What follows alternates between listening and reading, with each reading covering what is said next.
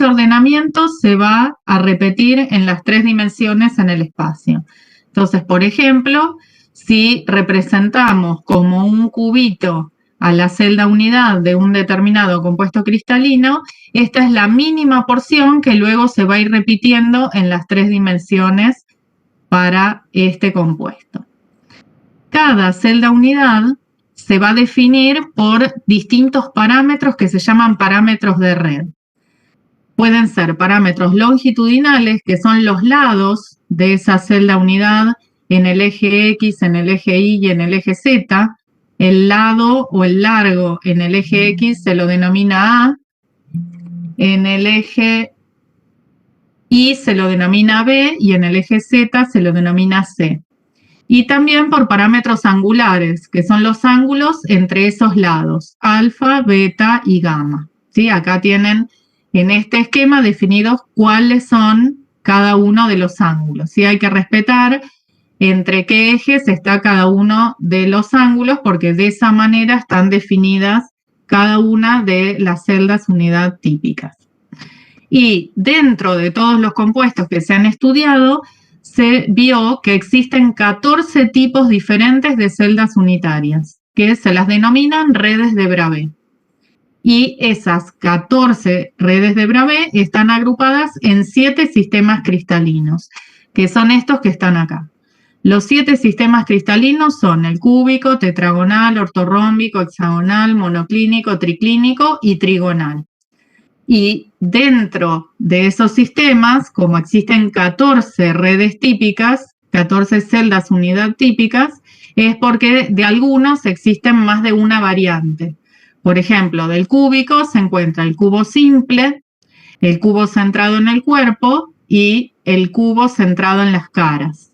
¿Sí? Que acá está denominado P como primitivo, que nosotros lo llamamos cubo simple, y que sería centrada en el interior, que lo llamamos también centrada en el cuerpo, y F, que es centrada en las caras, que nosotros sí, lo llamamos centrada en las caras, F de face. Y existe otra variante, por ejemplo, para el ortorrómbico, que es el centrado en las bases, ¿sí? Que está centrado solamente en 2 caras. Entonces, cada una de estas celdas unidad tiene parámetros típicos. Por ejemplo, en el cubo los 3 lados son iguales, A, B y C son iguales y los 3 ángulos son iguales entre sí e iguales a 90 grados. Cuando pasamos a la tetragonal, todos los ángulos siguen siendo de 90 grados, pero uno de los lados es más largo que el otro. ¿Sí? Y así cada uno de los sistemas cristalinos tiene parámetros característicos. Dentro de estas celdas unidad, las que nosotros vamos a ver con más detalle, porque después corresponden a celdas características de los compuestos iónicos, que en realidad hacemos toda esta introducción para luego aplicarlo a los compuestos iónicos, son las 3 cúbicas, cúbica simple centrada en el cuerpo y centrada en las caras, y la hexagonal. ¿Sí? Que esta después vamos a ver que vamos a usar 3 de estas celdas cuando hablemos de la celda unidad característica. Entonces, dentro de esas, vamos a ver con más detalle esas 4 celdas unidad. Bueno, para los distintos compuestos se definieron los que se llaman índices de Miller para poder identificar dentro de esas celdas unidad direcciones y planos característicos. ¿Sí? Eso tiene que ver porque a lo mejor uno quiere identificar en qué dirección se encuentran los átomos o los iones o en qué dirección es más fácil que se quiebre un compuesto. Entonces, para poder definir direcciones o planos, se utilizan estos índices que se llaman índices de Miller. Entonces vamos a ver cómo se aplican o cómo se establecen los índices de Miller para las direcciones y para los planos dentro de estas celdas unidad. Vamos a ver dentro de la celda cúbica y dentro de la celda hexagonal. Entonces, para definir una dirección, que una dirección, como tienen acá en este diagrama, está identificada con un vector. Por ejemplo, si yo tengo esta celda unidad cúbica, acá tenemos eje X, eje Y y eje Z, y quiero asignarle los índices de Miller a esta dirección, a este vector, tengo que seguir una serie de reglas. ¿Sí? Primero lo que tengo que ver es que esa dirección a la que yo quiero asignar un número pase por el eje de coordenadas. Si no pasa por el eje de coordenadas, la tengo que trasladar en forma paralela, o sea, siguiendo la misma dirección, hasta que pase por el eje de coordenadas. Luego, lo que se hace es ver la proyección de ese vector en cada uno de los ejes. ¿Sí? Entonces, por ejemplo, si tenemos este vector, la proyección en el eje X es 1, llamamos con unidad al valor del A, B y C, ¿sí? Al parámetro longitudinal de la celda unidad. Entonces, como este vector llega hasta donde termina la celda unidad, sería 1 en X, 1 en Y y 1 en Z. ¿Sí? Entonces, los tres índices de Miller, que en realidad se denominan con las letras U, B y W, corresponden al valor de la proyección de ese vector en los ejes X, Y y Z, en ese orden. U a la proyección en X, B a la proyección en y W a la proyección en Z.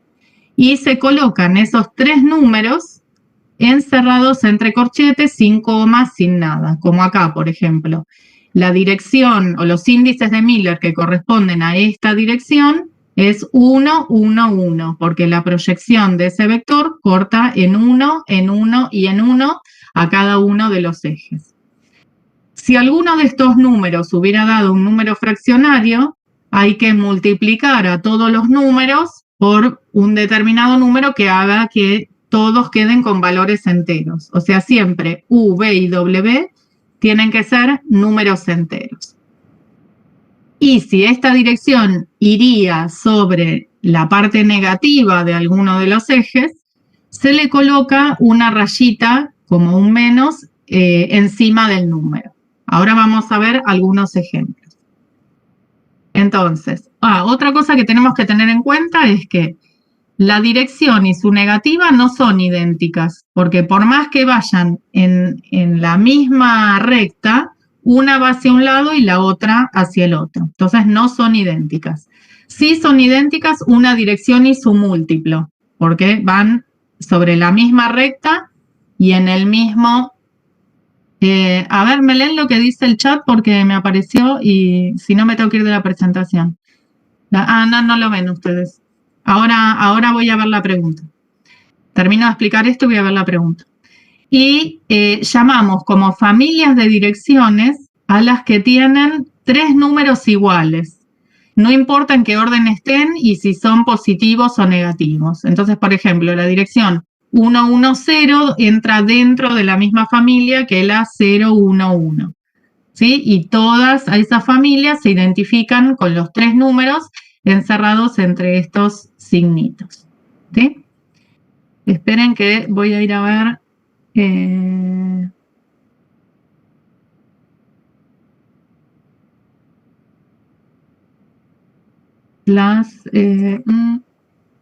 chat, acá está. Dice, los índices de Miller son para identificar una celda cúbica en la red, o sea, dirección y el plano. No, los índices de Miller, en este caso, estamos viendo para una dirección, identifican una dirección en una celda unidad, que en realidad esa dirección después va a seguir en todo el compuesto, porque la celda unidad es la mínima porción que uno identifica, pero que después se repite en todo el espacio. O sea, estamos identificando una dirección en todo el compuesto, pero la clasificamos de acuerdo a los parámetros de la celda unidad.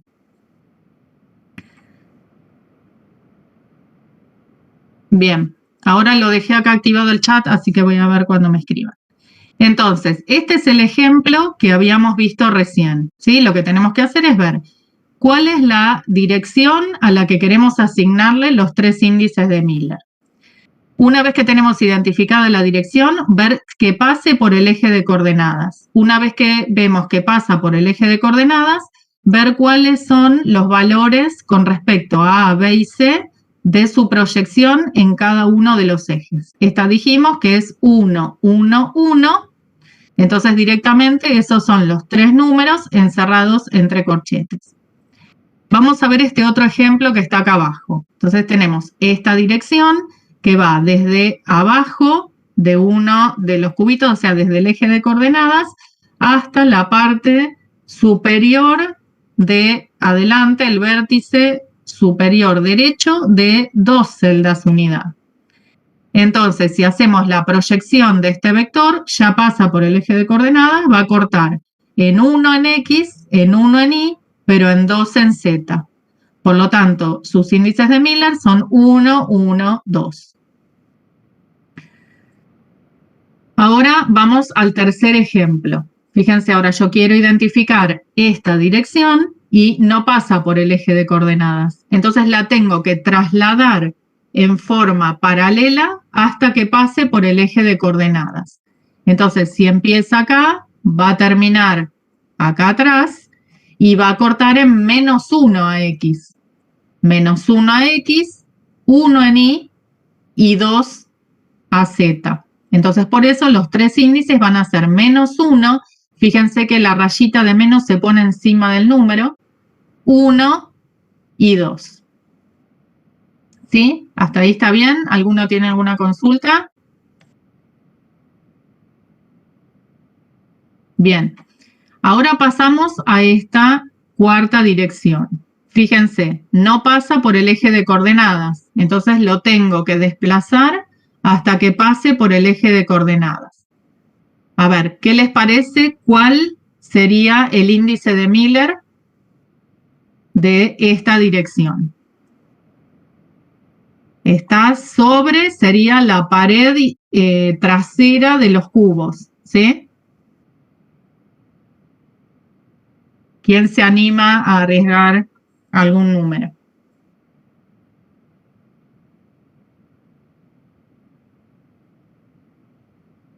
Si lo desplazo, sí. Correrlo como una casilla para la izquierda.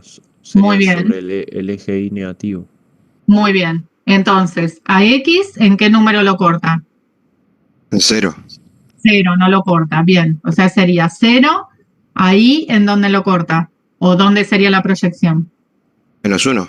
Menos 1 y a Z, 2. 2. Muy bien. Entonces sería 0 menos 1, 2. ¿Todos entendieron? ¿Alguno tiene una consulta? Bien. Ahora pasamos a la última.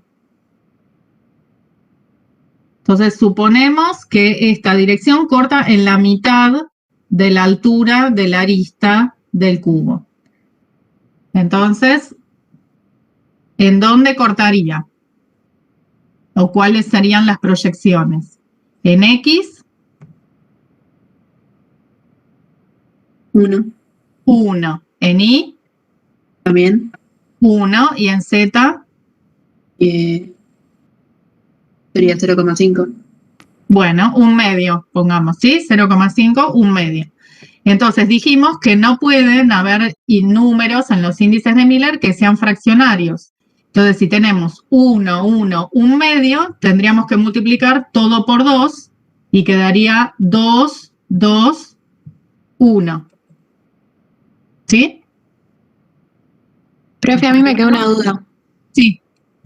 Cuando dijiste que las familias de direcciones son 3 iguales, ahí en el ejemplo aparecen también negativos.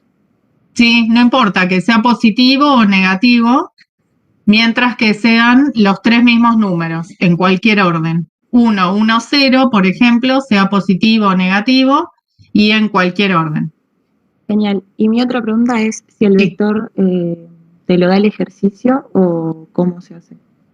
Sí, uno como que quiere identificar, por ejemplo, si está analizando un compuesto y ve que tiene un comportamiento determinado en una dirección o quiere señalar algo en esa dirección, identifica esa dirección con esos 3 números para que cuando le quiera informar a otro que sucede algo en ese compuesto, en esa dirección, el otro entienda a qué dirección se está refiriendo, ¿sí? Buenísimo, gracias. Bien. Bueno. Vamos ahora a continuar. Eso con respecto a las direcciones. Entonces dijimos que asignamos profe. índices de...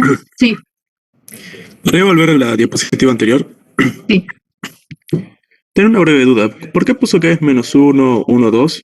Ahí, en uno de los ejemplos.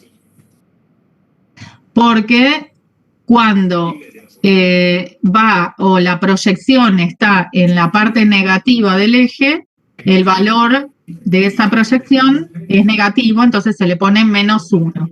La dirección siempre tiene que pasar por el eje de coordenadas. Entonces, como esta no pasa por el eje de coordenadas, hay que desplazarla en forma paralela hasta que pase por el eje de coordenadas, y ahí la proyección en el eje X va a ser -1, porque se va a proyectar sobre la parte negativa del eje X, cuando esta dirección se traslade hacia atrás.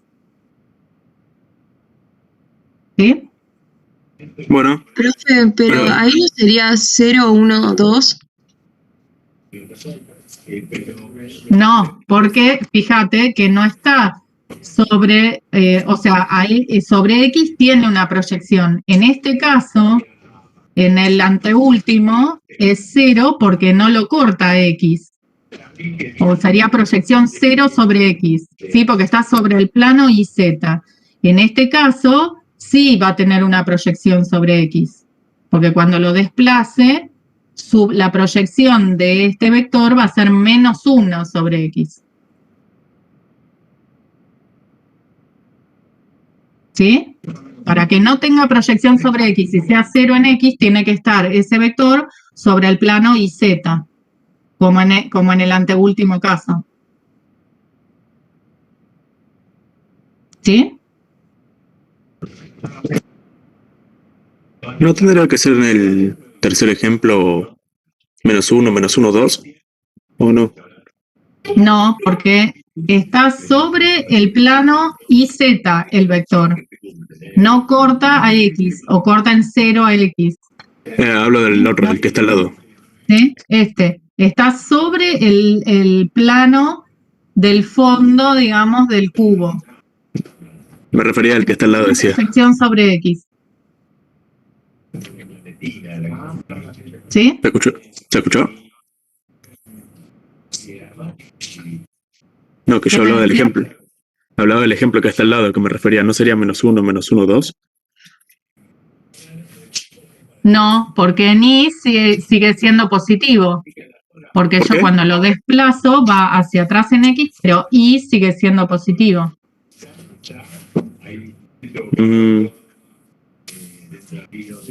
Bueno, ¿Sí? Lo sigue cortando en 1. Bueno, pasamos a los planos entonces. Dijimos que asignamos 3 números para las direcciones y también asignamos 3 números cuando queremos definir un plano en una celda unidad. En este caso, los números van a ser H, K y L, que también corresponden a dónde corta ese plano en el eje X, Y y Z, en esa dirección, y para diferenciarlos de las direcciones, en este caso se encierran entre corchetes. Entre paréntesis.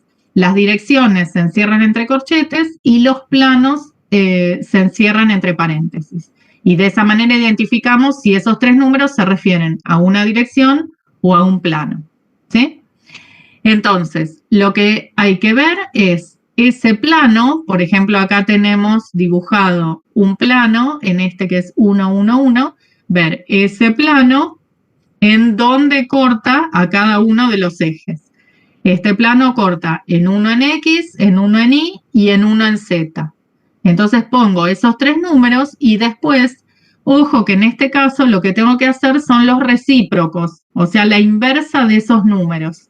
Y la inversa de esos números van a ser los índices de Miller, H, K y L.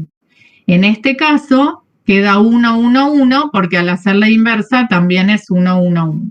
¿Sí? Vamos a ver este otro ejemplo que está acá.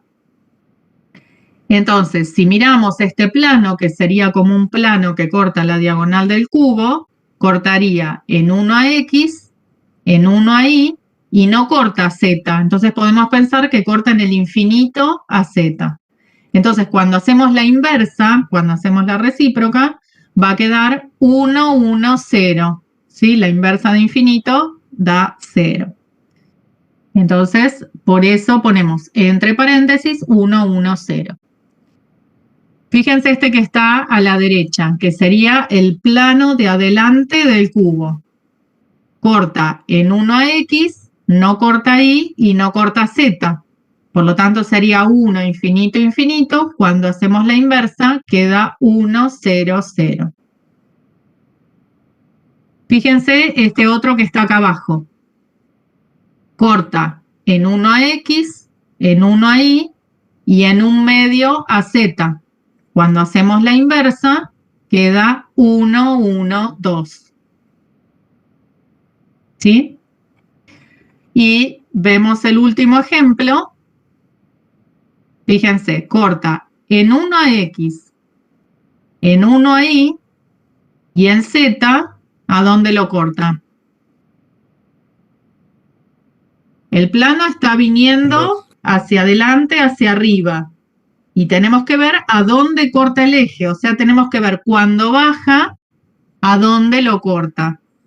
Al bajar, con esa dirección, lo corta en -2. Entonces sería 1, 1, -2. Cuando hacemos la inversa, quedaría 1, 1, menos un medio. Pero como no podemos tener números fraccionarios, multiplicamos todo por 2 y queda 2, 2, 1. ¿Sí? A ver. Lo voy a escribir acá. Una pregunta. Sí. ¿Y si corta alguno en 0? Si corta alguno en 0, hay que desplazar el plano paralelo. O sea, si pasa por el eje de coordenadas, hay que desplazarlo en forma paralela para que no pase por el eje de coordenadas y ahí le asignamos los números. ¿Sí? Esperen que voy a poner...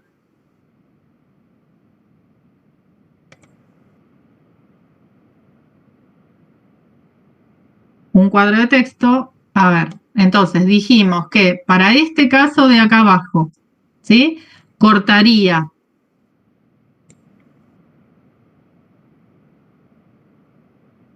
corta en 1, 1, -2. Le pongo el Profe, no menos se ve adelante. lo que está escribiendo. Por lo menos yo no lo veo. ¿Ahí no se ve?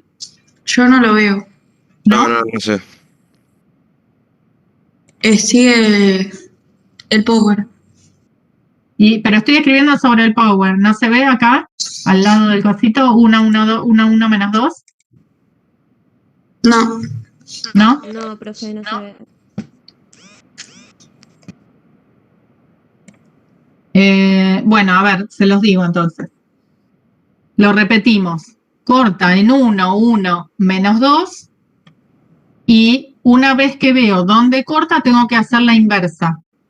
Entonces sería 1, 1, menos un medio.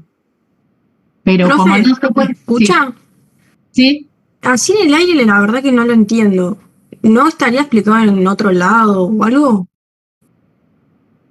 Sí, lo Porque se pueden me hace ver. difícil imaginármelo. Sí, en uno de los libros que están subidos en el Smith, ahí tienen explicados toda esta parte. Esperen que... a ver si puedo poner... Esperen.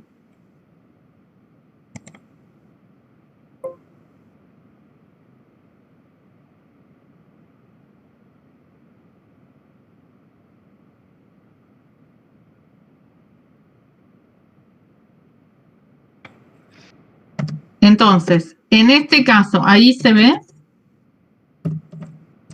Ahí se ve la pizarra, no sé si escribió algo. Ahí, Capaz que tenés que apretar Enter. sí, ya apreté Enter. Ahí se ve. Ahí, sí. bien. Entonces, Eso sí. ese plano que vimos cortaba, dijimos, en 1, 1 y en -2, porque el plano va hacia abajo, viene, lo que vemos nosotros el dibujo es que corta en 1, 1 y viene hacia arriba, hacia nosotros sería. Pero lo que tengo que ver es en qué número del eje Z lo corta. Y para que lo corte, continúo el plano y si sigo con esa dirección, lo va a cortar en -2.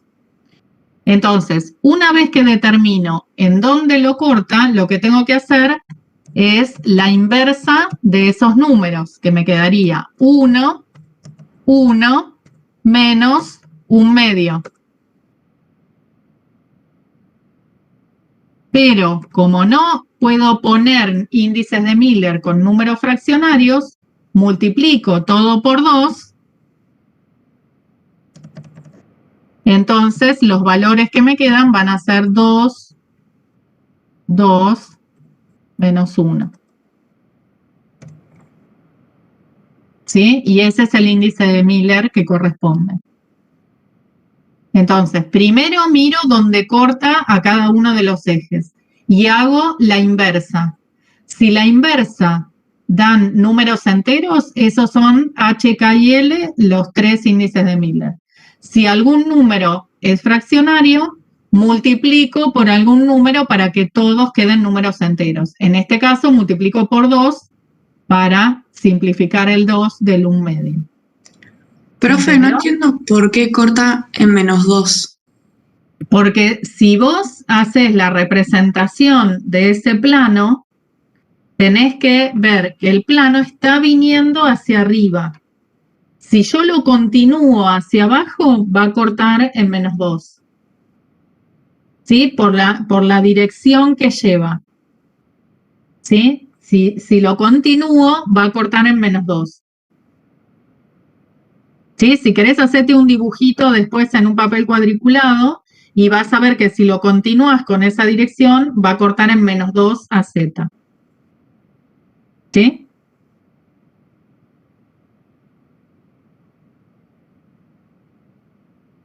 Profe, ¿puede hacer algún ejemplo con el 0?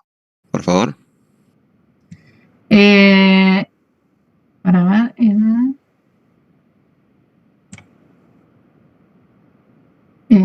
Esperen que estoy tratando de sacar la pizarra. Ahí está. Acá no tengo en esta filmina. Si quieren, seguimos viendo el tema de hoy, para así lo podemos terminar y después vemos algún ejemplo con 0. ¿Sí?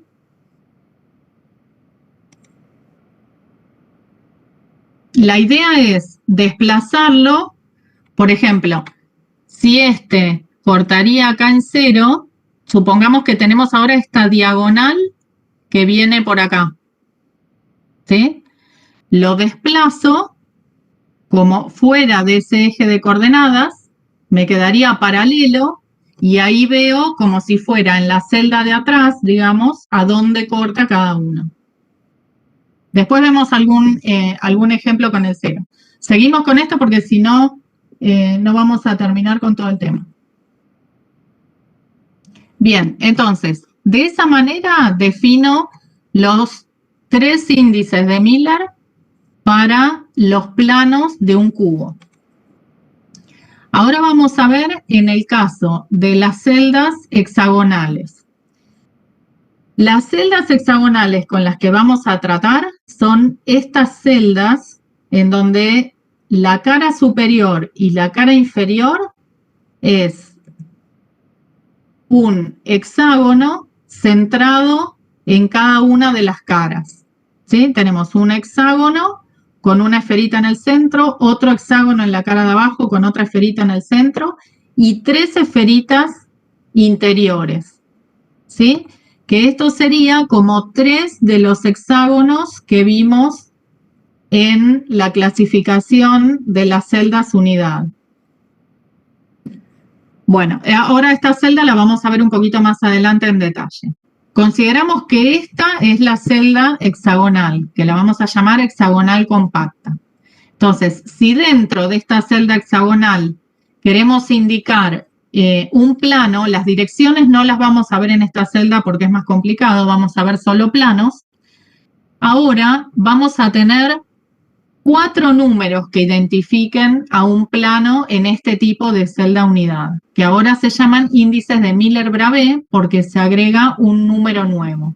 Entonces, antes teníamos H, K y L, que era en donde cortaba los ejes X, Y y Z, y ahora lo que se hace es agregar un nuevo eje que se llama U, y que en el número que indique en dónde corta el plano a ese eje U se llama I, que se coloca entre donde corta a I y donde corta a Z. Entonces el orden es H, K, I, L, y es donde corta los ejes X, Y, U, Z. ¿Dónde está ubicado ese eje U? Fíjense, si miramos ahora la base de este hexágono y tenemos el eje X positivo que viene hacia acá adelante en azul, el eje Y en este verde que va hacia la derecha positivo, el eje Z que va hacia arriba positivo y el nuevo eje U va hacia atrás sobre la base, positivo hacia atrás. Entonces, en la base tenemos 3 ejes, X, Y y U. Cada uno de estos ejes separados 120 grados uno con el otro. Y Z perpendicular a esos 3 ejes. Entonces, negativo de X iría hacia atrás a la derecha, negativo de Y hacia la izquierda y negativo de U hacia acá adelante. ¿Sí? Entonces, ahora tenemos 4 ejes en esta celda unidad. X, Y, U y Z. Entonces, para identificar un plano en esta celda unidad, vamos a tener que definir 4 índices de Miller. ¿Sí? Vamos a ver con un ejemplo. Entonces, si miramos, acá tenemos la celda hexagonal y queremos asignarle los 4 índices de Miller a este plano que sería la cara superior de la celda unidad. Entonces, no corta a ninguno de los 3 ejes que están en la base y corta en uno a Z. Entonces, los 4 índices de Miller serían 0 para X, 0 para Y, 0 para U y 1 para Z. Entonces es 0, 0, 1 encerrado entre paréntesis. Fíjense ahora este plano que está pintado de naranja. Corta en 1 a X, porque este es X, este es Y positivo, este es U positivo y este es Z. Entonces corta a 1 en X, corta en menos 1 a Y y no corta ni a U ni a Z. Entonces sería 1, menos 1, 0, 0. ¿Sí? Fíjense este celeste de adelante. Corta en 1X, no corta a Y, porque es paralelo a Y, corta en menos 1 a U y no corta Z porque es paralelo a Z también. Entonces sería 1, 0, menos 1, 0. Y este violeta es paralelo a X, porque este es X, es paralelo, no corta a X, sería 0 para X, corta en 1 a Y, corta en menos 1 a U, que sería acá adelante, y no corta a Z porque es paralelo a Z. Entonces sería 0, 1, menos 1, 0. ¿Sí?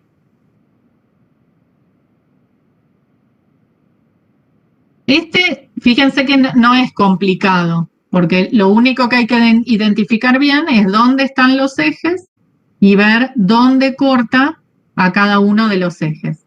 En este caso, como todo es 1, cuando hago la inversa sigue siendo 1, y cuando no lo corta, que es infinito, la inversa es 0. ¿Quedó claro este? También el valor de I, del nuevo número I, se puede calcular como menos H más K.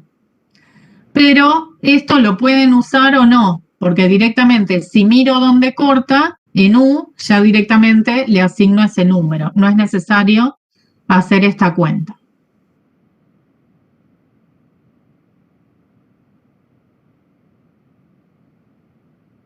Bueno, continuamos entonces.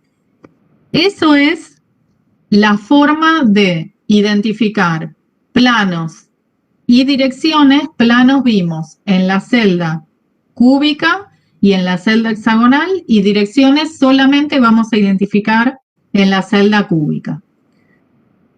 Después repasen bien cómo son las reglas para cada uno, pero una vez que lo entiendan van a ver que no es complicado. En la dirección directamente es ver las proyecciones y quedan esos 3 números, salvo que sea algún número fraccionario que se multiplica por algún número para que todos den enteros. En el caso de los planos veo dónde corta, y una vez que veo dónde corta hago la inversa, y de nuevo, si queda algún número fraccionario, multiplico por algún número para que todos queden números enteros. Las direcciones se encierran entre corchetes y los planos entre paréntesis. Y para la celda hexagonal son 4 números porque agregamos el eje U en la base. Bueno, ahora vamos a ver cómo es que se llegan a 3 tipos de celda unidad que son las que nosotros vamos a utilizar, ¿sí? Entonces, dijimos que los compuestos cristalinos, que son con los que nosotros vamos a trabajar, tienen un ordenamiento regular en el espacio. O sea, las partículas que lo forman, sean átomos o sean iones, están ordenadas de manera regular y esa forma se repite en las 3 dimensiones. Vamos a considerar ahora que esas partículas que forman al compuesto cristalino son esferitas, esferitas perfectas, ¿sí? Entonces, esas esferitas, para llegar a esas celdas unidad, las vamos a ordenar primero en capas. Entonces, tenemos una primer capa de esferitas en donde esta capa, consideren que está como apoyada, que es una capa plana que está apoyada sobre una mesa, supongamos, ¿sí? Es una capa horizontal. Y las líneas de las esferitas que forman las capas están ocupando el mayor espacio posible, ¿sí? Fíjense que la primera línea, tenemos toda una fila de esferitas, la línea que sigue la ubicamos entre los huequitos que dejan la línea de arriba y así sucesivamente. Y quedan espacios muy pequeños, vacíos, entre las esferitas. Esta es una forma de armar una capa. Esa capa la tengo que considerar como horizontal, ¿sí? Tengo una capa horizontal y coloqué las esferitas de esa manera, de ocupar el mayor espacio posible. Otra forma de acomodar las esferitas en una capa es como el ordenamiento que está a la derecha, en donde pongo todas las esferitas en fila y una coincide con la otra. Y fíjense que el espacio que queda en esa capa entre las esferitas es mucho más grande que el espacio que queda vacío en el otro ordenamiento. Entonces, por eso vamos a llamar empaquetamientos compactos, en el caso en donde las esferas ocupan el mayor espacio posible o dejan el menor espacio libre posible, y empaquetamientos no compactos donde queda mayor cantidad de espacio libre en ese ordenamiento. Entonces, una vez que armamos la primera capa, vamos a ir colocando sucesivamente capas iguales una sobre la otra, ¿sí? Entonces, en los empaquetamientos que vamos a llamar compactos, tomo varias de estas capas iguales y las voy apilando unas sobre otras. Entonces, en este caso tengo la primera capa que serían las esferitas rosas. Y tengo otra capa de esferitas azules que están ordenadas de la misma manera, o sea, otra capa igual, y la voy a colocar sobre la primera capa. Pero fíjense que si analizo la primera capa, veo que los espacios libres que quedan forman triangulitos hacia arriba o triangulitos hacia abajo. Que esos triangulitos los voy a llamar intersticios. Positivos, los triangulitos que miran hacia arriba, que acá está pintado de verde, e intersticios negativos, los triangulitos que miran hacia abajo, que en este caso está pintado de celeste. Entonces, la capa que sigue, voy a apoyar la esferita de la capa que sigue en uno de esos tipos de intersticios. Por ejemplo, acá apoyé la capa que sigue, las esferitas, sobre los intersticios negativos de la capa anterior. Fíjense que las esferitas azules de la segunda capa están apoyadas sobre los triangulitos hacia abajo que quedaron en la capa anterior. ¿Eso se ve?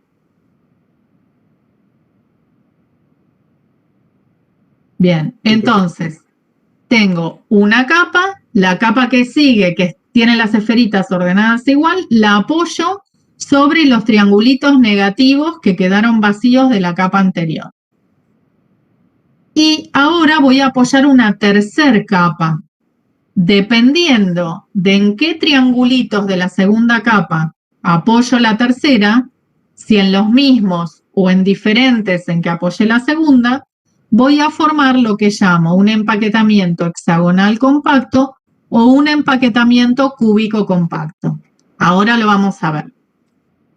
Por el otro lado, dijimos que si a las esferitas las ordeno de esta manera, dejando la mayor cantidad de espacio posible, ahora apilo otra capa igual, pero justo sobre la esferita anterior, no sobre el hueco, sino sobre la esferita anterior. Entonces me va a quedar un apilamiento de capas como el que veo dibujado acá abajo, ¿sí? Tengo una capa, otra capa, otra capa, y todas las esferitas de una capa con respecto a la que sigue coinciden, ¿sí? Y de esta manera formo un empaquetamiento no compacto. Ahora, también más adelante lo vamos a ver más en detalle. Ahora vamos a continuar con los empaquetamientos compactos. Vamos a ver cómo llegamos al hexagonal compacto y cómo llegamos al cúbico compacto. Bien, entonces, tenemos la primera capa, ¿sí? Supongamos que de esta capa tomo ahora esta porción, que sería una esferita en el centro y 6 que la rodean, ¿sí? Ven como una florcita. Entonces, esa porción de esta capa es la que está representada acá, ¿sí? Es una porción de la primera capa. Entonces, ¿qué veo? Que cada esferita en esa capa tiene 6 esferitas más vecinas, más próximas, en su misma capa. Si ahora coloco otra capa, en este caso sobre los intersticios positivos o sobre los triangulitos que miran hacia arriba de la primera capa, me queda este ordenamiento, ¿sí? La primera capa es la azul, la segunda la amarilla, colocada las esferitas de la amarilla sobre los intersticios positivos de la primera capa. Entonces, ahí se van a formar distintos tipos de huecos. Se van a formar huecos que llamo tetraédricos, que es un hueco que está rodeado por 4 esferitas. O sea, por ejemplo, el centro de este hueco tetraédrico se encuentra acá y está rodeado por estas 3 esferas azules de la primera capa y esta esfera amarilla de la segunda capa. Entonces, siempre los huecos tetraédricos están rodeados por 4 esferas, 3 de una capa y una de la capa superior. Lo mismo este hueco de acá. Está rodeado por 3 esferas azules de la primera capa y una amarilla que está acá. Y acá es señalado con cada triangulito, es el centro de un hueco tetraédrico. Y también se forman huecos octaédricos, que están rodeados por 6 esferas. Entonces, por ejemplo, este circulito indica el centro de un hueco octaédrico que está formado por 3 esferas de una capa, esta azul y esta otra azul, y 3 amarillas de la capa de arriba, esta amarilla y esta otra amarilla. Entonces, cada hueco octaédrico está rodeado por 6 esferas, 3 de una capa y 3 de la otra.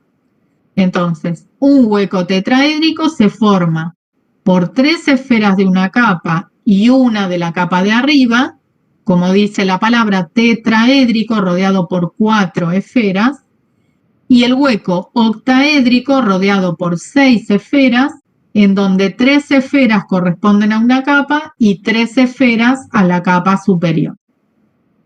Entonces, en los empaquetamientos compactos se forman 2 tipos de huecos: huecos tetraédricos y huecos octaédricos. Entonces, dijimos que ponemos la primera capa, colocamos la segunda capa sobre los intersticios positivos de la primera capa. Y ahora, bueno, se forman los huecos tetraédricos y huecos octaédricos. Y ahora fíjense que coloco una tercera capa.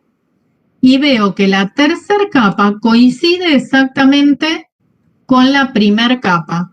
O sea, las esferitas de la primera capa están justo por debajo de la tercera capa que agregué.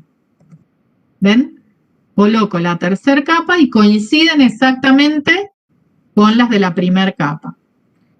Entonces, la segunda capa dijimos que la agregué sobre los intersticios positivos de la primera capa. Fíjense ahora sobre qué intersticios de la segunda capa agrego la tercera.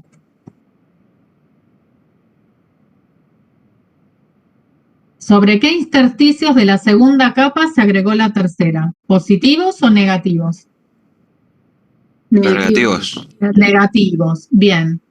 Entonces, cuando agrego capas sucesivas, siempre en intersticios diferentes, una en positivos, la que sigue en negativos, la que sigue en positivos y la que sigue en negativos, llego a formar lo que se llama el empaquetamiento hexagonal compacto, en donde hay una sucesión de capas A, B y así sucesivamente, en donde siempre las esferas de la tercera capa coinciden con las esferas de la primera.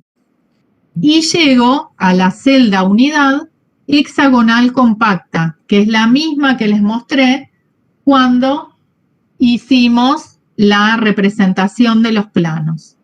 Fíjense que la celda hexagonal compacta teníamos 6 esferas con una en el centro en la capa de arriba, en la cara de arriba, 6 esferas con una en el centro en la cara inferior y 3 esferitas en el centro. ¿Sí? ¿Se acuerdan que es la misma que les presenté cuando vimos los planos? Entonces, en la celda unidad, la sucesión de capas que se van agregando es en el mismo sentido que vemos la celda. Todas las azules son de la primera capa, las rojas de la segunda, las azules que siguen de la tercera capa y así sucesivamente si sigo agregando.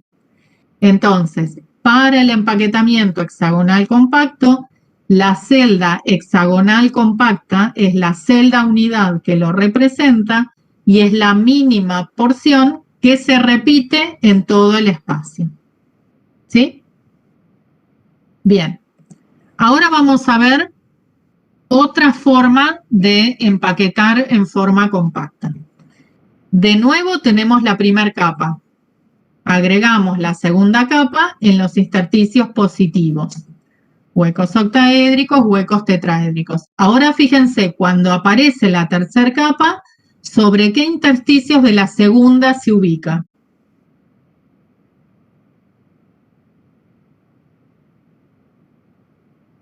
¿Sobre qué intersticios se ubicó? Positivos. Bien.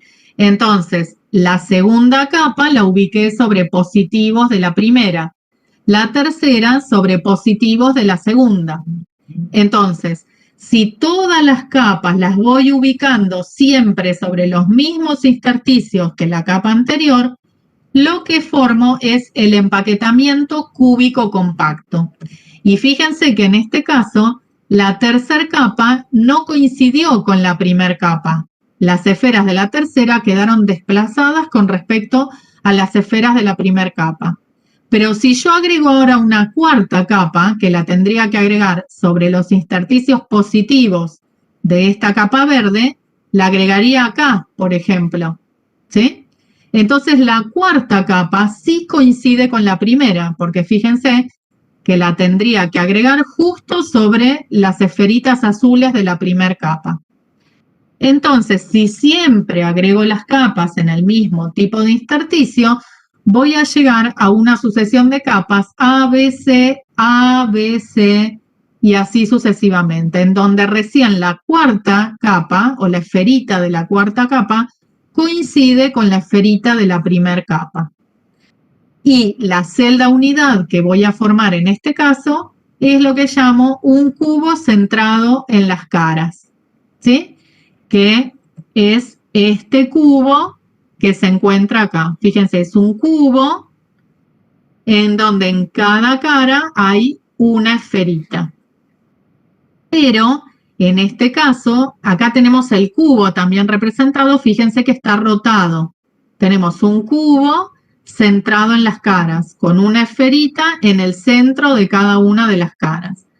Pero, a diferencia de la celda hexagonal compacta, la sucesión de las capas no están ordenadas si yo miro el cubo derecho, sino que la sucesión de las capas están en el sentido de la diagonal del cubo. O sea, si miro el cubo, para ver la sucesión de capas lo tengo que rotar. Y esta esferita es la que corresponde a la primera capa que apilé. Estas celestes corresponden a la segunda capa, las rojas a la tercera capa y esta rosa a la cuarta capa, que es la que coincide exactamente con la esferita de la primera capa, ¿sí? Entonces, en el caso del cubo centrado en las caras, para ver la sucesión de las capas, cómo las fui apilando, lo tengo que rotar. Acá tenemos el cubo también representado. Acá está el cubo derecho en forma derecho, digamos.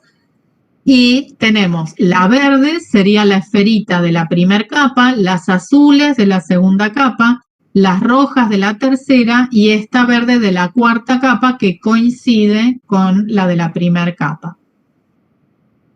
¿Sí? Entonces, de esta manera, ¿se acuerdan que acá dijimos que de acuerdo a cómo íbamos apilando las capas, siempre apilando capas iguales y sobre los diferentes intersticios de la capa anterior, llegábamos a armar el empaquetamiento hexagonal compacto o el cúbico compacto.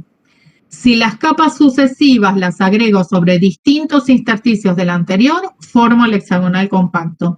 Si siempre las capas las voy agregando sobre los mismos intersticios, formo el empaquetamiento cúbico compacto. La celda unidad del hexagonal compacto es la celda hexagonal compacta y la celda unidad del empaquetamiento compacto cúbico es un cubo centrado en las caras. Ahora vamos a ver qué pasa con el empaquetamiento no compacto. Y recuerden que en los empaquetamientos compactos entonces se forman huecos tetraédricos y octaédricos. Esos huecos después los vamos a usar y los vamos a tener en cuenta cuando veamos los compuestos iónicos, ¿sí? Recuerden esto para cuando veamos los compuestos iónicos.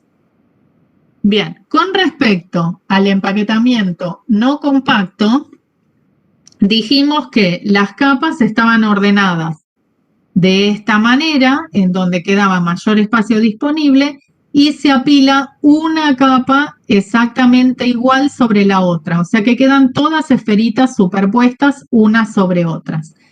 Y la celda unidad de este empaquetamiento es el cubo simple. ¿Sí? Fíjense, acá podemos ver un cubo simple con una esferita en cada uno de los vértices. Bien, y los huecos que se forman en este empaquetamiento son huecos cúbicos, porque son huecos que están rodeados por 8 esferas. Y estos huecos cúbicos son más grandes que los huecos octaédricos, ¿sí? Porque este espacio es mucho más grande que el que quedaba cuando apilábamos 3 esferitas y 3 esferitas, y a su vez los octaédricos son más grandes que los tetraédricos, que se formaban cuando se apilaban 3 esferitas y una por encima. Otra celda unidad que dijimos que vamos a utilizar es la centrada en el cuerpo, ¿sí? En donde tenemos el cubo simple y hay una esferita en el centro, ¿sí? Y esta celda unidad es la que llamamos cúbica centrada en el cuerpo, que también la vamos a utilizar cuando veamos la parte de compuestos iónicos. Pero cuando hablemos de empaquetamientos no compactos, nos vamos a referir a esta celda cúbica simple, ¿sí? O sea, con una esferita en cada uno de los vértices. Esta sería la celda unidad que representa el empaquetamiento no compacto. Bien, en la celda unidad vamos a contar cuántas esferas hay, pero las esferas, lo que tenemos que contar de cada una de las esferas es la parte de esa esfera que realmente pertenece a esa celda unidad.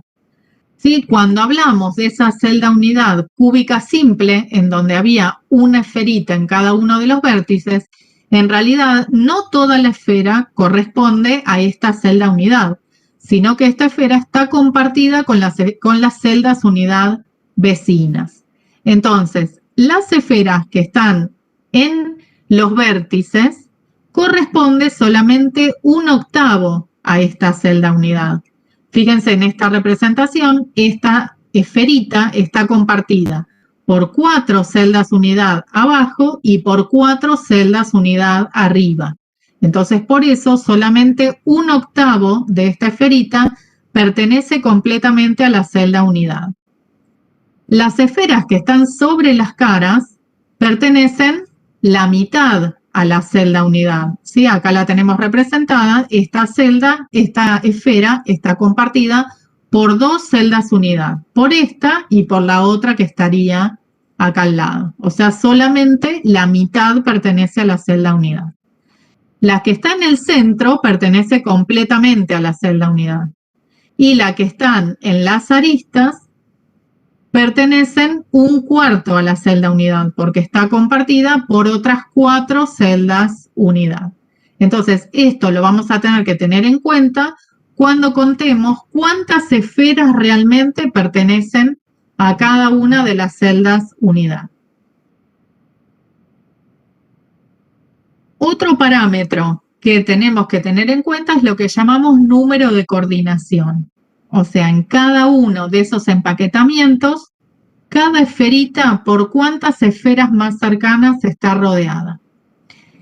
En el caso de los empaquetamientos compactos, ¿se acuerdan que teníamos estas 6 que representaban a una porción de una capa y luego se colocaba otra capa encima en los intersticios de la anterior? Y lo mismo, va a haber otra capa por debajo en los intersticios. Entonces, cada esferita, por ejemplo, si consideramos esta esfera roja como referencia, va a tener 6 vecinas en su misma capa, 3 más por encima y 3 más por debajo. 3 de la capa de encima y 3 de la capa de abajo. Entonces, cada esferita en un empaquetamiento compacto, indistintamente si es hexagonal o cúbico, va a estar rodeada por 12 esferas más cercanas. Por lo tanto, decimos que el número de coordinación de una esfera en un empaquetamiento compacto es 12. En cambio, en un empaquetamiento no compacto, cada esfera va a estar rodeada más cercanas por 4 en su misma capa, que serían 1, 2, 3, 4, una justamente por encima y otra justamente por debajo. Entonces, en un empaquetamiento no compacto, el número de coordinación es 6. ¿Sí? Esto también lo tenemos que recordar para cuando continuemos más adelante. Y otros parámetros que vamos a definir son el factor de empaquetamiento y la densidad para cada una de las celdas unidad. El factor de empaquetamiento lo que me indica es cuál es la relación entre el volumen ocupado y el volumen total de la celda unidad. ¿Sí? Entonces, ¿cómo calculo el volumen total? Como la arista al cubo. ¿Sí? Si tengo el cubo, es lado por lado por lado. Va a ser el volumen de ese cubo, de esa celda unidad. Y el volumen que está ocupado dentro de esa celda unidad va a ser el número de esferas que tenga realmente dentro de esa celda unidad. Por eso tenemos que tener en cuenta lo que vimos de por cuántos están compartidos cada una de esas esferas, por el volumen del átomo, que si los consideramos esferas perfectas, consideramos que el volumen va a ser 4/3 de pi por radio al cubo. Entonces, el volumen total es el volumen del cubo, que es arista al cubo. Y el volumen ocupado va a ser la cantidad de esferas multiplicados por el volumen de la esfera. Ahora vamos a ver algunos ejemplos. Y con respecto a la densidad ¿cómo se define? Como masa sobre volumen. Entonces tenemos que calcular qué masa de esferas hay en esa celda unidad dividido el volumen total de la esfera. El volumen total de la esfera va a ser de nuevo arista al cubo. Y la masa va a ser la masa de esas esferitas. Entonces tenemos que ver cuántas esferas hay en esa celda, cuál es la masa atómica de los átomos y dividirlo por el número de Avogadro porque la masa atómica está dada por mol. Entonces lo tenemos que dividir por el número de Avogadro. Vamos a ver algunos ejemplos para calcular el factor de empaquetamiento en las distintas celdas que vimos. Entonces, volvemos al cubo centrado en las caras, que era la celda unidad que se formaba en un empaquetamiento cúbico compacto. El número de coordinación va a ser 12, porque deriva de un empaquetamiento compacto. Para todo empaquetamiento compacto, el número de coordinación es 12. Ahora vamos a contar cuántas esferas realmente hay en esa celda unidad. Hay 8 esferitas que están en los vértices.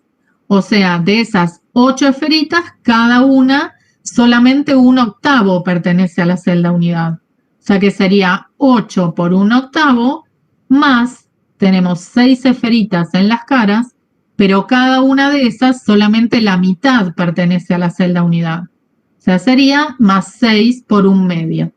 Eso da 1 más 3, 4. O sea que en la celda cúbica centrada en las caras, realmente hay 4 esferitas que pertenecen a la celda unidad. Y si queremos calcular el factor de empaquetamiento, lo que tenemos que determinar es el volumen ocupado sobre el volumen de la celda. El volumen de la celda dijimos que es la arista al cubo. La arista es el lado del cubo. Y el volumen ocupado va a ser la cantidad de esferas que tenemos por el volumen de una esfera. O sea que va a ser 4, porque tenemos 4 esferas en esta celda unidad, por 4/3 de pi por radio de la esferita al cubo. Y ahora tenemos que ver cómo relacionamos el valor de la arista con el radio de la esfera. Entonces tenemos que ver una dirección en donde se toquen las esferas. Fíjense que si miramos la cara del cubo, la cara de adelante del cubo en este caso, esta esfera con esta esfera del centro y con esta otra esfera se están tocando. Entonces podemos plantear un triángulo rectángulo en donde la hipotenusa es la diagonal de la cara y los catetos son A y A. Entonces podemos plantear que 4 veces el radio al cuadrado, o sea, la hipotenusa al cuadrado, es la suma de los catetos al cuadrado, o sea, 4r cuadrado es igual a A cuadrado más A cuadrado. Por lo tanto, A va a ser igual a 4r sobre raíz de 2. Y este valor es el que ponemos acá, lo elevamos al cubo y llegamos a un valor de 0,74. ¿Qué quiere decir esto? Que la eficacia del empaquetamiento en esta celda unidad es del 74%, ¿sí? Porque el volumen ocupado sobre el volumen total de la celda es de 0,74. Si lo multiplicamos por 100, nos da 74%. Vamos a hacer lo mismo con la celda hexagonal compacta. ¿Se acuerdan que eran 6 esferitas centradas en las bases y 3 esferitas en el centro? El número de coordinación es 12 porque deriva de un empaquetamiento compacto. Ahora vamos a contar la cantidad de átomos que hay en la celda o la cantidad de esferitas que realmente pertenecen a la celda. Tenemos 3 en el centro que pertenecen completamente a la celda. Después tenemos 2 en las caras que cada una corresponde a la mitad. O sea, tenemos 2 por 1/2. Y después tenemos 12 esferitas, 6 de la cara de arriba y 6 de la cara de abajo, que cada una de estas está compartida por 6 celdas unidad. 3 de arriba y 3 de abajo. Entonces tenemos 12 por 1/6 más 2 por 1/2 más 3 del centro, nos da 6. O sea que en esta celda hexagonal compacta hay 6 esferas que realmente pertenecen a esta celda unidad. Y la eficacia del empaquetamiento también es un 74% porque deriva de un empaquetamiento compacto. Si haríamos el cálculo, acá es más complicado, pero no vamos a hacer el cálculo. Lo tomamos como que la eficacia del empaquetamiento es igual que la anterior porque el apilamiento de las capas es exactamente igual, nada más que están desplazadas con respecto a un intersticio y otro. Pero para no hacer el cálculo que es más complicado, sabemos que la eficacia del empaquetamiento es igual. ¿Qué pasa ahora si pasamos a un cubo simple? En el cubo simple, el número de coordinación es 6 porque deriva de un empaquetamiento no compacto. La cantidad de esferas que hay en la celda es 1, porque tenemos 8 esferas, una en cada vértice, y cada una está compartido por 8, por lo tanto, hay un átomo o una esfera que pertenece realmente a la celda unidad. Para calcular el factor de empaquetamiento, entonces va a ser el número de átomos por el volumen del átomo, o sea, 1 por 4/3 de pi por radio al cubo, y el volumen de la celda, la arista al cubo, que en este caso la arista directamente es 2 veces el radio.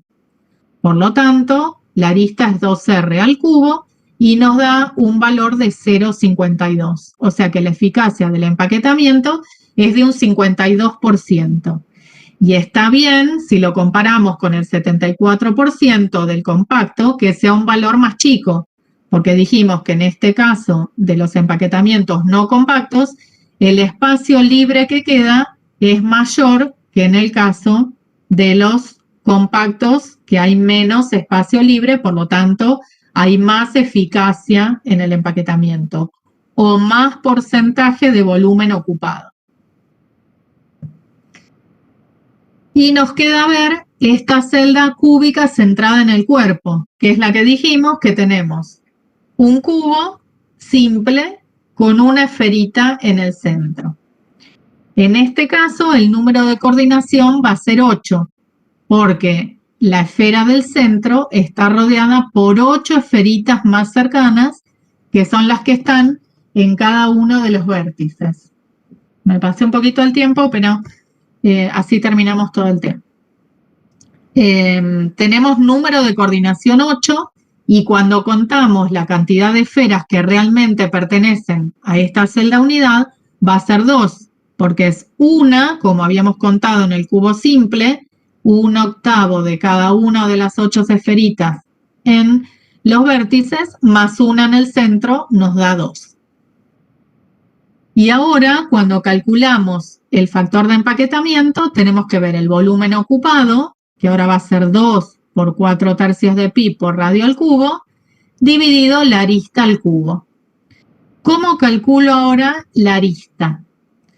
Ahora tengo que buscar de nuevo dónde hay una recta o una línea en donde se tocan las esferitas. Y esa línea en donde se tocan va a ser la diagonal del cubo. Desde la esferita que está en el vértice inferior izquierdo hasta la esferita que está en el vértice superior derecho de atrás, ¿sí? Que está indicado con esta línea de puntos. O sea, esta esferita de acá atrás se toca con la verde del centro y se toca con la esferita de acá adelante. Entonces considero que esta es la hipotenusa, que la llamamos C, indicado con la línea punteada, y los catetos van a ser A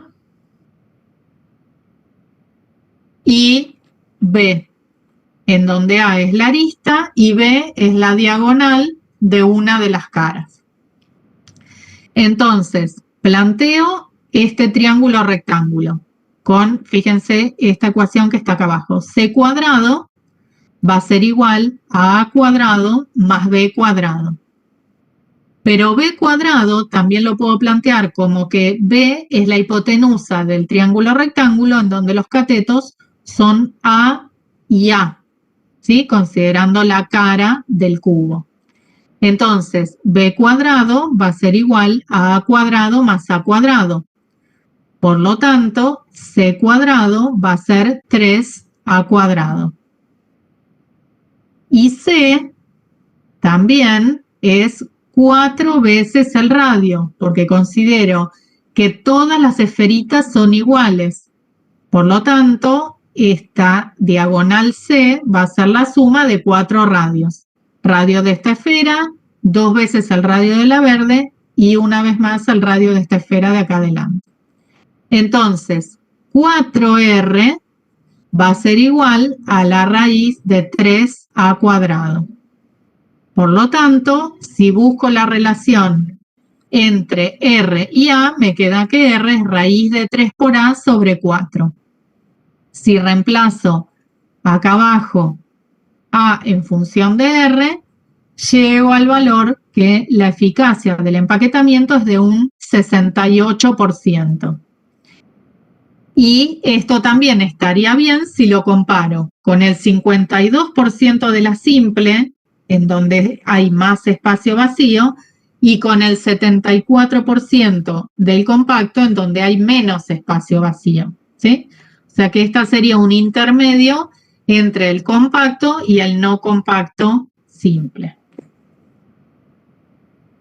Bien, esto después, si quieren, mírenlo con más detenimiento, pero y consulta. Y lo último que vamos a ver hoy es una técnica, que es la técnica de difracción de rayos X, que nos permite determinar, por ejemplo, la distancia entre los átomos o lo que serían las esferas que vimos en un compuesto cristalino. ¿Sí? Si tenemos estos puntitos que ven acá, representarían a cada una de las esferas o cada uno de los átomos o de los iones que forman la red del compuesto cristalino, ¿sí? Cada una de estas líneas sería un plano de ese compuesto cristalino. Entonces, si a ese compuesto cristalino se le hace incidir un haz de rayos X, ¿se acuerdan que los rayos X era un tipo de onda electromagnética que tenía una determinada longitud de onda?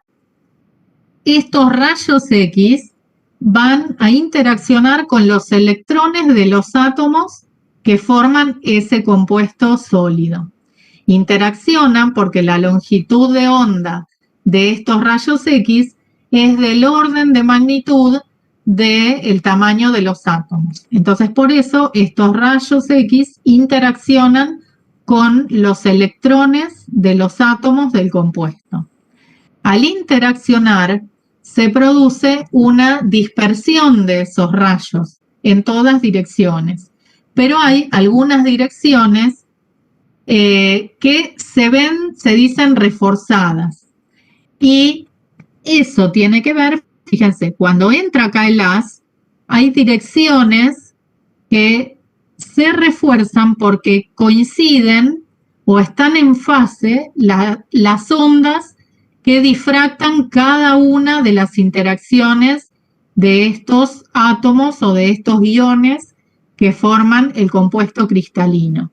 Entonces, van a interaccionar en forma constructiva o reforzarse aquellas ondas que coincidan sus longitudes de onda, ¿sí? En un número entero. A este proceso o a este fenómeno que se da se lo llama difracción. Por eso es la técnica de difracción de rayos X. Entonces, a estos rayos difractados se los analiza con un detector, y lo que se obtienen son espectros de este tipo, en donde cuando se tiene un sólido cristalino se van a ver que aparecen picos característicos. Entonces, por ejemplo, este es el espectro que se ve para el óxido de zinc. Y hay registros en donde se tienen los espectros de los compuestos característicos, y uno al analizar un compuesto lo puede comparar y identificar el compuesto de acuerdo al espectro que se obtiene. Entonces, en estos picos es donde hubo interferencia constructiva. Si uno tiene un sólido amorfo, lo que ve como resultado es lo que se llama un halo amorfo o un pico ancho en donde no hay definiciones, y esto indica que no es un sólido cristalino. En lo que se grafica en el eje X, en el Y es la intensidad y en el eje X es 2θ, que en realidad θ es el ángulo de incidencia de ese haz de rayos X sobre la superficie del sólido cristalino. Y para determinar cuál es esa distancia entre un plano y otro en esa estructura cristalina, se utiliza lo que se llama la ley de Bragg, que es n por lambda igual a 2d seno de θ, donde θ es el ángulo de incidencia de estos rayos X, d es esa distancia que uno quiere calcular, lambda es la longitud de onda de esos rayos X, que tanto lambda como θ se obtienen del experimento, o sea, lambda se sabe ya con qué longitud de onda se irradia, y n es lo que se llama número de orden, que es el número entero, en realidad, de longitudes de onda que hace que coincidan estas ondas y se vea esa señal reforzada. Para hacer los cálculos, directamente n se toma como 1, ¿sí? Que sería la primera, o sea, sería la identificación del átomo o del ion más cercano, ¿sí? Entonces, esta formulita o la ley de Bragg se puede utilizar por medio de esta técnica para determinar las distancias interatómicas o interiónicas en los compuestos cristalinos. A ver, había algunas preguntas en el chat, ahora me fijo.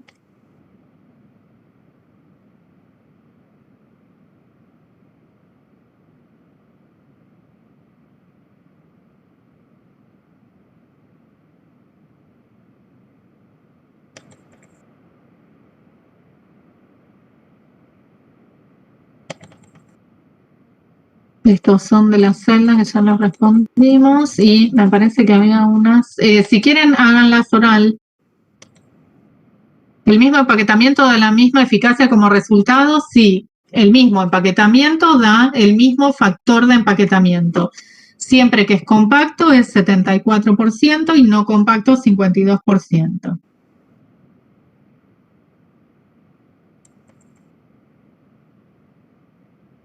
Bueno, ¿alguna consulta? Profe, yo tengo Sí. una consulta del laboratorio del viernes. O sea, Sí. ¿qué tenemos que estudiar? ¿Tenemos que hacer la guía 3 completa para rendirlo? No.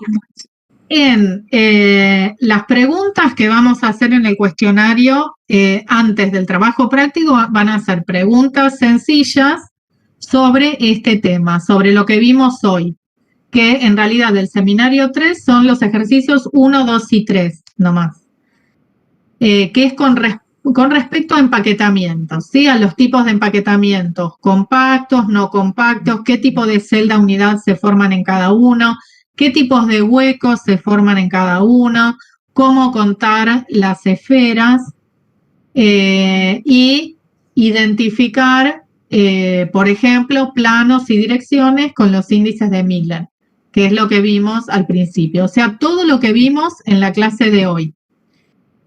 Y este tema no está en los libros de inorgánica o no está tan completo, y ahí les puse en el campus que les conviene verlo del capítulo 3 del libro Smith, que es Ciencia e Ingeniería de Materiales, que también lo tienen cargado en la sección de bibliografía. Entonces, fíjense este tema, y si tienen consultas las vemos el viernes antes de comenzar la teoría. O sea, el viernes hay otra teoría que sería de 10 a 11. A las Bien. 11 es el parcialito. Sí, el Y viernes de después- 10 a 11 vamos a comenzar con la parte de compuestos iónicos. Al principio, si tienen alguna consulta de esto, contestamos las consultas, vemos la parte de compuestos iónicos. A las 11 resuelven el cuestionario a través del campus, que son 10 minutos, y después que terminan el cuestionario vamos a poner un horario, será 11:20, por ejemplo. De vuelta se conectan a este link y hacemos entre todos el trabajo práctico 1. Fíjense que en la parte de material tienen una guía del trabajo práctico 1. Y ahí lo que van a tener que entregar como informe es la respuesta de las preguntas que figuran en esa guía. Vamos a utilizar un programa en donde van a ver los distintos tipos de empaquetamiento, las distintas celdas unidad, se pueden ir rotando, van a ver planos, direcciones, es como para entender un poco mejor toda esta parte de empaquetamientos, planos y direcciones. Y la presencia en el cuestionario es obligatorio para todos, o sea, todos tienen que hacer el cuestionario. Y la parte del trabajo práctico, los que ya tienen aprobado el trabajo práctico, no es obligatorio que lo hagan. El resto sí.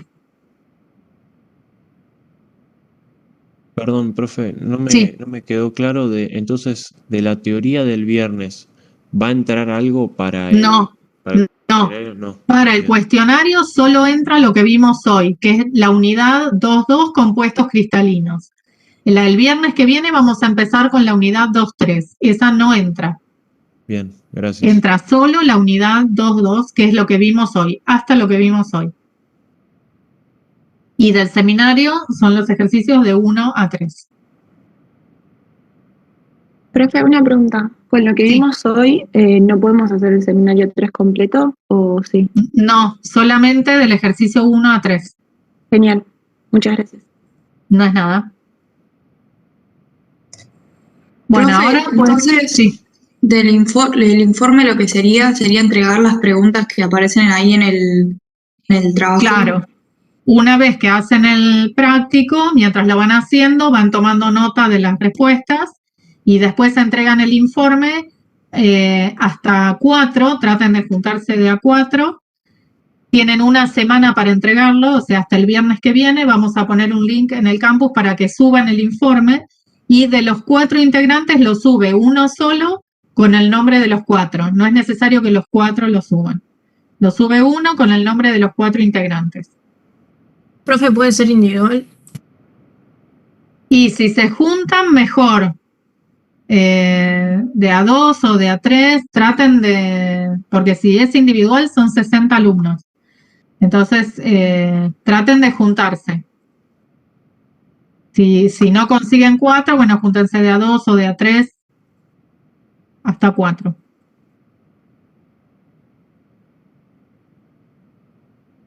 Bueno, profe. ahora sí, Hola, buen día, Lili. buen día. ¿Pueden consultar de los seminarios anteriores? Tenía una duda con la diapositiva que compartía recién. Sí. ¿Cómo era que se da cuenta cuando tiene que ubicar los puntos de coordenadas de la celda?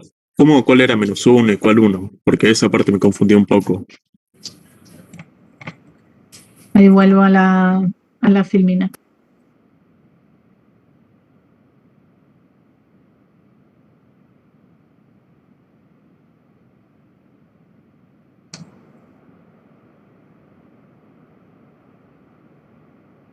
Acá, vos fíjate, cuando vos tenés que asignar una dirección, te tenés que fijar la proyección de ese vector en cada uno de los ejes. En este caso, si tenemos esta dirección, la proyección de este eje da 1 positivo en X, 1 positivo en Y 2 positivo en Z. Si tenemos esta otra dirección, siempre para asignar los índices de Miller, el vector tiene que pasar por el eje de coordenadas. En este caso no pasa por el eje de coordenadas. Entonces hay que desplazarlo en forma paralela hasta que pase por el eje de coordenadas. Cuando este vector lo desplazas hacia atrás, para que pase por el eje de coordenadas, la proyección sobre X va a ser -1. ¿Sí? Porque si esta parte queda en el 0, esta parte del final, o donde termina el vector, va a quedar en el -1 de X, ¿sí? O lo mismo, si consideras que acá está el 0, fíjate que la proyección va a estar en el -1 de X. Entonces, cuando hagas las proyecciones, va a ser positivo o negativo de acuerdo a si esa proyección cae en la región positiva o negativa de cada uno de los ejes.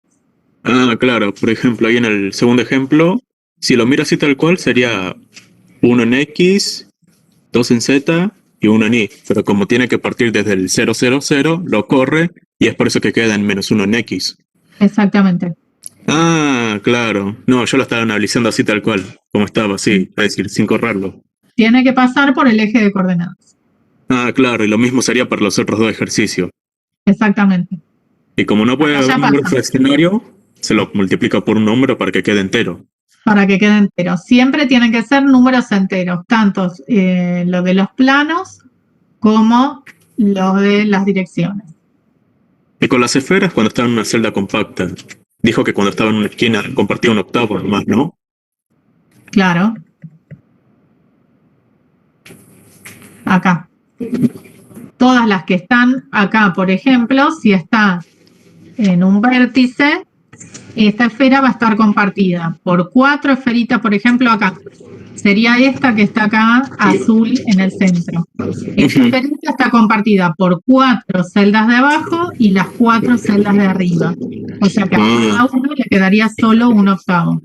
Y a la de arriba sería un cuarto, es decir, de las imágenes que están más a la derecha, digo.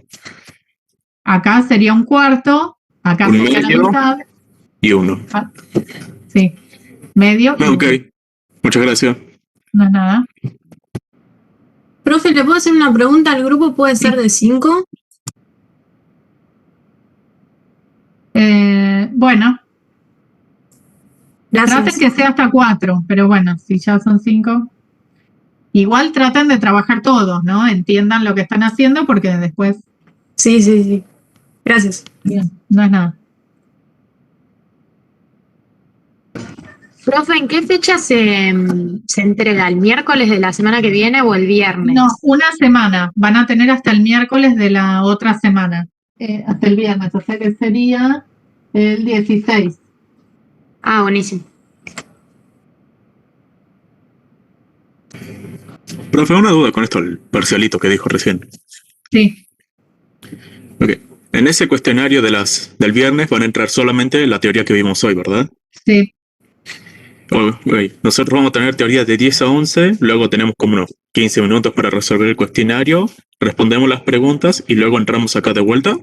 Sí, les vamos a decir bien el horario. Calculo que será 11:20 más o menos, para que ya todos hayan resuelto el cuestionario y se junten y hacemos el trabajo práctico entre todos. ¿Ese cuestionario se corrige solo automáticamente o cómo funciona? No, después les vamos a decir quién aprobó y quién no. Ah, que sea, lo doy y tengo que entrar acá nomás apenas lo termine. Sí. Y luego ya más tarde nos dan la nota de eso. Sí, sí. Y después de eso nos van a dar, bueno, nos van a mostrar las preguntas y que hay que hacer el trabajo práctico 1 y nos dan una semana para Las entregarlo. preguntas, o sea, la guía para el trabajo práctico 1 ya la tienen al final de todos los seminarios, en donde dice material 2021, en esa misma guía, al final de los seminarios, están los trabajos prácticos. Ahí tienen las preguntas que van a tener que responder de acuerdo a lo que vayan viendo mientras hacemos el trabajo práctico. Ah, ok. Y a partir de eso nos dan una semana para hacerlo. Exacto. Ah, ok, gracias. No es nada. ¿Hay que entregarlo en formato PDF o puede ser en...? Sí, en PDF. Ah, ok. Bueno, no sé si tienen preguntas de los seminarios anteriores o si quieren empezar a verlos, a resolver los nuevos del seminario 3. Están los chicos, Mariela, ¿no? Sí. Sí, ¿qué tal? Buen día. Buen día, Lili. Buen día, chicos. Buen día, Mari. Raúl está teniendo problemas con la conexión. Ah, bueno. Te ve, pero no tiene un problema con